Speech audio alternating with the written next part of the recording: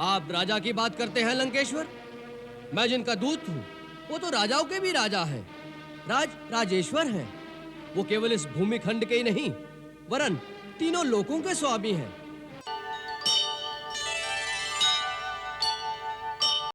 धर्म, अर्थ, दंड, भेद, ये नीति निपुण नरेश के विशेष गुण होते हैं।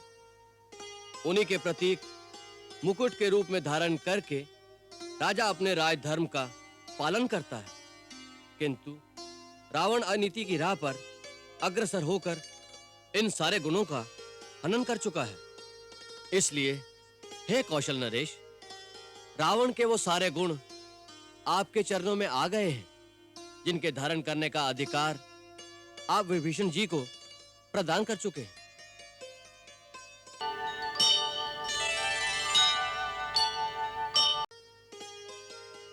हे युवराज, ये बताओ कि दशानन के शीश की शोभा, ये राज मुकुट किस तरह तुम्हारे हाथों लगा? कैसे भरी सभा में से लंकेश्वर के मस्तक से उतारकर इसे भैया के चरणों में डाल दिया? हे वीर लक्ष्मण, रावण के शीश का मुकुट उतारने वाला मैं कौन? इसे तो श्री राम प्रभु ने ही स्वयं उसके शीश से उसी दिन उतार दिया था जिस दिन महाराज विभीषण को लंकेश्वर घोषित करके महाराज विभीषण का लंकाधिपति के रूप में राज्याभिषेक किया था।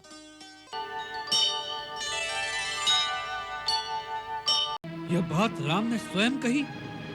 तुम मुझे मेरी सीता दे दो, मैं वापस चला जाऊंगा। मैं युद्ध नहीं करूंगा, मुझे शांति चाहिए। जी महाराज, उन्होंने स्वयं कहा था।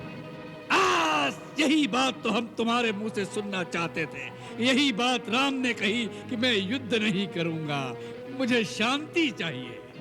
मूर्ख, इस बात में तुझे राम की करुणा दिखाई दी, उसका भय दिखाई नहीं दिया कि रण क्षेत्र में रावण के सामने आने के विचार से ही उस धनुर्धारी के हाथ पांव कांपने लगे।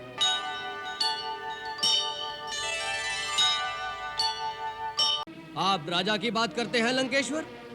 मैं जिनका दूत हूँ वो तो राजाओं के भी राजा है, राजेश्वर हैं। वो केवल इस भूमि खंड के ही नहीं वरन तीनों लोकों के स्वामी हैं। देवताओं, वेदों और विधि के भी वही नायक हैं। मैं उन्हीं त्रिलोकेश्वर का, श्री राम का राजदूत हूँ। वह हरि है, हर है या ब्रह्मा है? कौन है वह? तुम इतने बड़े बड़े वार्तालाप जिसके लिए सुना रहे हो, उस तुम्हारे राम की वास्तविकता केवल इतनी ही है कि वह एक भटकता हुआ वनवासी है जिसे अपने राज्य से भी निकाल दिया गया है।